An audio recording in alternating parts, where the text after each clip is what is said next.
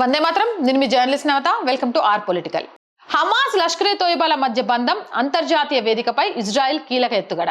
ఇటీవల కాలంలో మధ్యప్రాచ్యం, దక్షిణ ఆసియా రాజకీయాల్లో ఒక సంచలన వార్త చక్కర్లు కొడుతుంది. పాలస్తీనాకు చెందిన హమాస్ సంస్థకు భారత్లో విధ్వంసాలకు పాల్పడే లష్కరే తైబా వంటి ఉగ్రవాద సంస్థలతో సంబంధాలు ఉన్నాయంటూ ఇజ్రాయెల్ చేసిన ప్రకటన ఇప్పుడు చర్చానీయాంశమైంది. ఇజ్రాయెల్ దౌత్య వర్గాలు హమాస్ విషయంలో భారత్ ని సంప్రదించాయి. హమాస్ ని అధికారికంగా ఉగ్రవాద సంస్థగా గుర్తించాలని కోరాయి. దీనికి వారు ప్రధానంగా చూపుతున్న కారణం హమాస్ మరియు లష్కరే తోయిబా మధ్య ఉన్నటువంటి సంబంధ బాంధవ్యాలుగా భావిస్తున్నారు. లష్కరే తోయిబా భారత్ కి ప్రధాన శత్రువు. ఈ సంస్థతో హమాస్ కి సంబంధాలు ఉన్నాయని నిరూపితమైతే భారత్ తన విదేశీ విధానంలో మార్పులు చేసుకోక తప్పని పరిస్థితి ఏర్పడుతుంది. ఉగ్రవాదంపై పోరులో భారత్, ఇజ్రాయిల్ వ్యూహాత్మక భాగస్వాములు.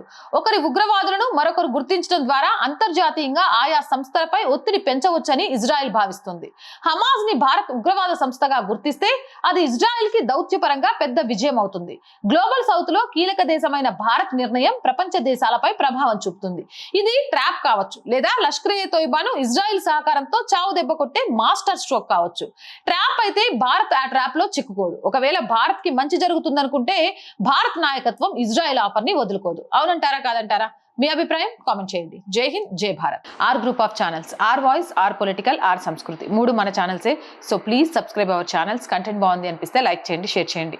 ఆర్థికంగా ఆర్ వాయిస్ కి చేయూతను అందించండి. ఆర్థికంగా సపోర్ట్ చేయాలి అంటే సబ్స్క్రిప్షన్ పక్కనే జాయిన్ అనే బటన్ ఉంది. 1 to 5 లెవెల్స్ ఉన్నాయి. ఏదో ఒక లెవెల్లో సపోర్ట్ చేయండి. లేదా స్క్రీన్ మీద గూగుల్ పే, ఫోన్ పేతో పాటు అకౌంట్ డీటెయిల్స్ ఉన్నాయి. మీకు తోచిన సహాయాన్ని అందించవచ్చు.